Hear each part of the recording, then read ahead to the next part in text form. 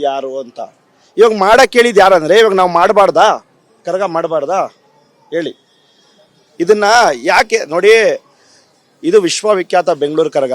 ಒಂದು ಮೊಳ ಹೂವು ಹಾಕಿದ್ರು ಕರಗ ನಡೆಯುತ್ತೆ. ನಾವು ಭಾರಿ ವಿಜೃಂಭಣೆಯಿಂದ ಮಾಡ್ಕೊಂಡು ಹೋಗ್ತಾ ಇದ್ದೀರಿ. ಒಂದು ನಾನು ಹೇಳ್ತಾ ಇದ್ದೀನಿ ಪದೇ ಪದೇ, ಇವ್ರಿಗೆ ಮಾಡಲಿ, ಇಲ್ಲಾಂದ್ರೆ ನಾವು ಮಾಡ್ಕೊಂಡು ಹೋಗ್ತೀರಿ. ಇಲ್ಲ ನಾವು ಇವ್ರ ಹತ್ರ ದುಡ್ಡೇ ಕೇಳಲ್ಲ, ಇವ್ರ ದುಡ್ಡೇ ನಮಗೆ ಬೇಡ. ದಯವಿಟ್ಟು ಹೇಳ್ತೀನಿ, ನಾನು ಒಂದು ವಿಷಯ ಕ್ಲಿಯರ್ ಆಗಿ ಹೇಳ್ತೀನಿ. ನಮಗೆ ರಾಮಲಿಂಗಾರೆಡ್ಡಿ ಸರ್ ಸಪೋರ್ಟ್ ಚೆನ್ನಾಗಿದೆ, ಆರಿ ಸರ್ ಸಪೋರ್ಟ್ ಇದೆ, D K Shivakumar sir support ಇದೆ, CM ಸಪೋರ್ಟ್ ಇದೆ. ಇಲ್ಲಿ ಸ್ವಲ್ಪ ಅಧಿಕಾರಿಗಳು PR ರಮೇಶ್ ಮಾಡ್ತಾರೋ ಕಿತಾಪತಿ ಇದಲ್ಲ, ಬೇರೆ ಏನು ಇಲ್ಲಿಲ್ಲ. ಎಲ್ಲರ ಸಪೋರ್ಟ್ ಚೆನ್ನಾಗಿದೆ, ಸರ್ಕಾರ ಸಪೋರ್ಟ್ ಚೆನ್ನಾಗಿದೆ. ಅವ್ರು ಅದಕ್ಕೆ 1.5 ಕೋಟಿ. ನನಗೆ ಡಿ ಕೆ ಶಿವಕುಮಾರ್ ಸರ್ ಒಂದು ಮಾತು ಹೇಳ್ತಾರೆ, ಇನ್ನೂ 50 ಲಕ್ಷ ಎಕ್ಸ್ಟ್ರಾ ತೊಗೊಂಡು ನೀವು ಮಾಡಿ ಅಂತ. ಆದರೆ ಇಲ್ಲಿ ಅವ್ರದ್ದೆಲ್ಲ ಸಮಸ್ಯೆ ಇರೋದು ಇಲ್ಲಿ ಕೆಲ ಅಧಿಕಾರಿಗಳು ಮತ್ತೆ ಈ PR ರಮೇಶ್ ಇವ್ರದ್ದು. ಈಗ ನಾವು ಕನ್ಫ್ಯೂಸ್ ಆಗಿದ್ದೀರಿ ನೋಡಿ. ಈಗ ಸಂಜೆಗೆ 6,000 ಮಲ್ಲಿಗೆ ಹೂವು ಹಾರ ಬೇಕು.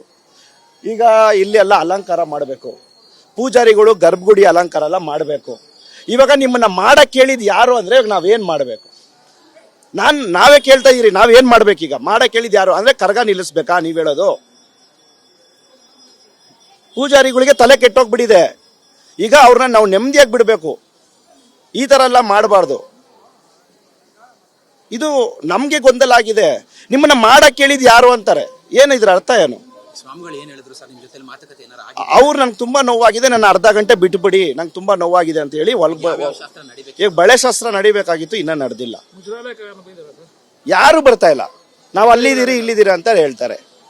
ಯಾವ ಅಧಿಕಾರಿನೂ ಇಲ್ಲಿಲ್ಲ. ಸರ್ ಕೇಳಿದ್ರಿ, ನಿಮ್ಗೆ ಯಾಕೆ ನಮ್ಮ ಅಕೌಂಟ್ಗೆ 40 ಲಕ್ಷ ಬಂದಿದೆ, ಆದ್ರೆ ನಿಮ್ಗೆ ಅದು ಮಂಗಳವಾರ ಕೊಡ್ತೀರಿ ಅಂತ. ಕರ್ಗ ನಾವು ಮಂಗಳವಾರ ತಳ್ಳಕ್ಕಾಗತ್ತಾ? ಅಕಸ್ಮಾತ್ ಮಂಗಳವಾರ ಇದೇ ಮಾತು ನಿಮ್ಮನ್ನ ಮಾಡಕ್ ಕೇಳಿದ್ ಯಾರು ಅಂದ್ರೆ ಈಗ 1 ಕೋಟಿ ನಾವು ಹಾಕ್ಬಿಟ್ಟು ಏನ್ ಮಾಡ್ಬೇಕು? ನಾವೊಂದು ಮಾತು ಕೇಳಿದ್ರಿ, ಸರಿ ನೀವು ಮಂಗಳವಾರನೇ ಕೊಡಿ, ನಮ್ಗೆ ರೈಟಿಂಗ್ಸ್ ಅಲ್ಲಿ ಕೊಡಿ. ಏನ್ ಸರ್? ಇದೇ ADC ಹೇಳಿದ್ರು ನನಗೆ ಧ್ವಜಾರೋಹಣ ದಿವಸ, ನಾವು ದೇವ್ರನ್ನ ನಂಬ್ತೀರಿ, ನಾವು ದೇವ್ರ ಭಕ್ತರೆ, ನಾಲ್ಗೆ ಅಂದ್ರೆ ನಾಲ್ಗೆ, ನೀವು ಹೋಗಿ ಮಾಡಿ, ನಿಮ್ಗೆ ಕೋರ್ಟ್ ಆರ್ಡರ್ ಇದೆ, ನೀವು ದುಡ್ಡು ಹಾಕೊಂಡು ಮಾಡಿ, ನಾವು ನಿಮಗೆ ಕೊಡ್ತೀರಿ ಅಂತ. ಇವತ್ತು ಹೇಳ್ತಾರೆ ಇವ್ರಿಗೆ ಮಾಡಕ್ ಕೇಳಿದ್ ಯಾರು ಅಂತ. ಏನ್ ಹೇಳ್ಬೇಕು ಇವ್ರಿಗೆ? ರಾಜಕಾರಣಕ್ಕಿಂತ ಮೋಸು ಇಂಥ ರಾಜಕಾರಣ ಮಾಡೋದಕ್ಕಿಂತ ಇವರೆಲ್ಲ ಹೇಳ್ತೀನಲ್ಲ, ಅಷ್ಟು ಬೇಜಾರಾಗ್ತಾ ಇದೆ. ಸರ್ ನಾವ್ ಹೇಳ್ತೀರಲ್ಲ, ರೋಡ್ ಫಂಕ್ಷನ್ಗಳಿಗೆ ನಾವು 10 ಲಕ್ಷ ಹಾಕೊಂಡು ಜಾತ್ರೆ ಮಾಡ್ತೀರಿ.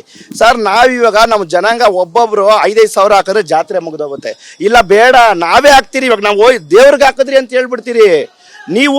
ನಾವು ಮಾಡಿದ್ಮೇಲೆ ನೀವು ಹೆಸರು ತಗೊಳಕ್ ನೀವು ಬರಬೇಡಿ. ನಾವು ಮಾಡ್ತೀರಿ, ನಾವೇ ಮಾಡ್ಕೊಂಡು ಹೋಗ್ತೀರಿ. ನೇರ ಕಾರಣ PR ರಮೇಶ್ ಅವ್ರ ಜೊತೆಲಿರೋ ಅಧಿಕಾರಿಗಳು. ಮೇಡಮ್ ಈಗ ನಾವು ಗೊಂದಲದಲ್ಲಿದ್ದೀರಿ. ಈಗ ಮಾಡಕ್ ಕೇಳಿದ್ ಯಾರು ಅಂತ ಹೇಳಿದ್ರೆ, ಈ ವಿಶ್ವವಿಖ್ಯಾತ ಕರಗ ಮಾಡ್ಬೇಕಂತ ನಿಮ್ಮ ಮನಸ್ಸಲ್ಲಿ ಇದೆಯಾ, ಇಲ್ಲ ಮಾಡೋರ್ನೂ ಕುಗ್ಗಿಸ್ತಾ ಇದ್ದೀರಾ? ಇಷ್ಟ ಕೇಳ್ತಾ ಇದ್ದಾರೆ. ಈಗ ಗೊಂದಲದಲ್ಲಿ ಪೂಜಾರಿಗಳು ಹೋಗಿ ಸೈಲೆಂಟ್ ಆಗಿ ಕುತ್ಕೊಂಡ್ಬಿಟ್ಟಿದ್ದಾರೆ, ಏನ್ ಮಾಡ್ಬೇಕು ಅಂತ. ಈಗ ಒಂದು ಪೂಜಾರಿಗಳಿಗೆ ಈ ಮಾತು ಕೇಳ್ತಾರಂದ್ರೆ ಮಾಡಕ್ ಕೇಳಿದ್ ಯಾರು ಅಂದ್ರೆ ಇದು ಇತಿಹಾಸದಲ್ಲಿ ಇದೆಲ್ಲ ಆಗಿಲ್ಲ. ಮತ್ತೆ ಇನ್ನೊಂದು ಹೇಳ್ತೀನಿ, PR ರಮೇಶ್ ಅವ್ರಿಗೆ ಈ ಶಾಸ್ತ್ರ ಸಂಪ್ರದಾಯಗಳು, ನಮ್ಮ ದೇವಸ್ಥಾನದ ಏನು ಆಚರಣೆ ವಿಚಾರಣೆ ಅದೆಲ್ಲ ಗೊತ್ತಿಲ್ಲ. ಅವ್ರು ಸುಮ್ಮನೆ ರಾಜಕಾರಣಿಗಳ ಜೊತೆ ಸುತ್ತಾಡ್ತಾ ಇರ್ತಾರೆ ಹೊರತು ಅವ್ರಿಗೆ ಇಲ್ಲಿ ಏನ್ ಮಾಡ್ಬೇಕಂತ ಗೊತ್ತಿಲ್ಲ. ಇಲ್ಲಿ 5 ಮನೆತನ ಇದೆ, ಯಾವುದೇ ಕಮಿಟಿ ಬಂದ್ರು 5 ಮನೆತನ ಜೊತೆಲ್ಲೇ ಮಾಡ್ಕೊಂಡು ಹೋಗ್ಬೇಕು ಕರ್ಗ. ಇವ್ರು ಸುಮ್ಮನೆ ಏನೇನೋ ನಾನು ಕರ್ಗ ಮಾಡ್ತೀನಿ ಎಲ್ಲರೂ ಮಾಡಕ್ ಆಗಲ್ಲ. ನಾವು ಕಾಯ್ತೀರಿ, ಅರ್ಧ ಗಂಟೆ ಕಾಯ್ತೀರಿ, ಏನ್ ಬರುತ್ತೆ? ಇವಾಗ ನಮ್ಗೆ ನಾವ್ ಹೇಳ್ತಾ ಇರೋದು ನೋಡಿ, ಇದು ವಿಶ್ವವಿಖ್ಯಾತ ಬೆಂಗಳೂರು ಕರಗ ನಿಲ್ಲಿಸ್ಬೇಕನ್ನೋ ಉದ್ದೇಶ ಅಲ್ಲ. ಯಾಕೆ ಈ ಗೊಂದಲ ತರ್ತಾ ಇದ್ದೀರಾ? ನೀವು ಮಾಡಲ್ಲ, ಮಾಡೋರ್ಗೂ ಬಿಡ್ತಾ ಇಲ್ಲ. ಸರಿ, ನೀವೆಲ್ಲ ರೈಟಿಂಗ್ಸ್ ಅಲ್ಲಿ ಹೇಳೋರು, ಇವಾಗ 40 ಲಕ್ಷನ ಎಲ್ಲಿ ಬಿಡುಗಡೆ ಮಾಡಿದೀರಾ? ಚೆಕ್ ಯಾರು ಕೊಟ್ಟಿದ್ದೀರಾ? ರಾಜು ಟೆಂಡರ್ ಯಾರು? ರಾಜು ಎಲ್ಲಿದ್ದಾನೆ? ಈಗ ಲೊಕೇಶನ್ ಸಮೇತ ತೆಗೀರಿ, ರಾಜು ಎಲ್ಲಿದ್ದಾರೆ? ರಾಜು ಯಾರ್ಯಾರಿಗೆ ಎಷ್ಟೆಷ್ಟು ಹೂನಾರ ತರಿಸಿದ್ದಾರೆ, ಯಾರ್ಯಾರಿಗೆ ಎಷ್ಟೆಷ್ಟು ಮಾಡಿದ್ದಾರೆ, ಏನೇನು ಅಲಂಕಾರ ಮಾಡಿದ್ದಾರೆ ಕೇಳಿ. ಲೊಕೇಶನ್ ಸಮೇತ ತೆಗೀರಿ. ಅವ್ರು 8 ದಿವಸದಲ್ಲಿ ರಾಜು ಇಲ್ಲಿ ದೇವಸ್ಥಾನ ಹತ್ರ ಎಷ್ಟು ದಿವಸ ಬಂದ್ರು? ಎಲ್ಲರೂ ಸಿಕ್ಕಾಕೊಳ್ತಾರೆ.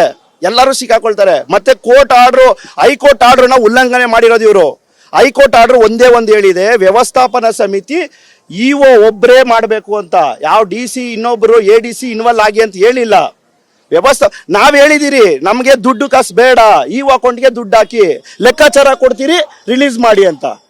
ಇವಾಗೆಲ್ಲ ಇವರು ಕ್ಯಾಶ್ ಅಲ್ಲಿ ಕೊಟ್ಬಿಟ್ಟು ಇವಾಗ ಹೂವದವ್ರಿಗೆ ಮತ್ತೆ ನಾವು ಚೆಕ್ಕಲ್ಲೇ ಕೊಡ್ತೀವಿ ಅಂದ್ರೆ ಹೂವದವ್ರು ಒಪ್ತಾರಾ? ಅಂದ್ರೆ ಹೂವದವ್ರೇನು ಇನ್ನೊಂದ್ಸಲ ದುಡ್ಡು ತಗೊಂಡು ಡಬಲ್ ದುಡ್ಡು ಬಂತು ಅಂದ್ಕೊಳ್ತಾರೆ. ಮೇಡಮ್ ಕರಗ ನಡೆಯುತ್ತೆ. ಏನಂದ್ರೆ ಈ ಸೆಲೆಬ್ರೇಷನ್ ಇದೆಯಲ್ಲ ಎಲ್ಲ ಸ್ಲೋ ಆಗಿಬಿಡುತ್ತೆ.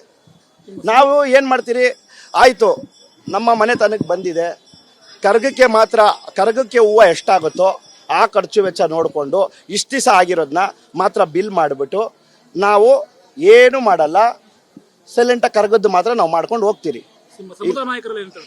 ಸರ್ ಈಗ ಸಮುದಾಯದ ನಾಯಕರುಗಳ ಹತ್ರ ಮಾತಾಡೋಷ್ಟು ನಮಗೆ ಇಲ್ಲಿ ಇದಿಲ್ಲ. ಸಮುದಾಯ ನಾಯಕರುಗಳು ಅವ್ರು ಇವಾಗ ಏನು ಮಾಡಬೇಕು ಅಂತ ಹೇಳ್ಬೇಕು. ಯಾಕಂತ ಹೇಳಿದ್ರೆ ಈಗ ಗೊಂದಲದಲ್ಲಿದೆ.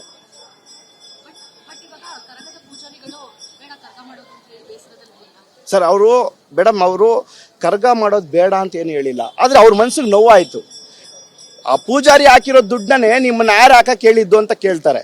ಯಾಕೆ ಕೇಳ್ತಾರೆ?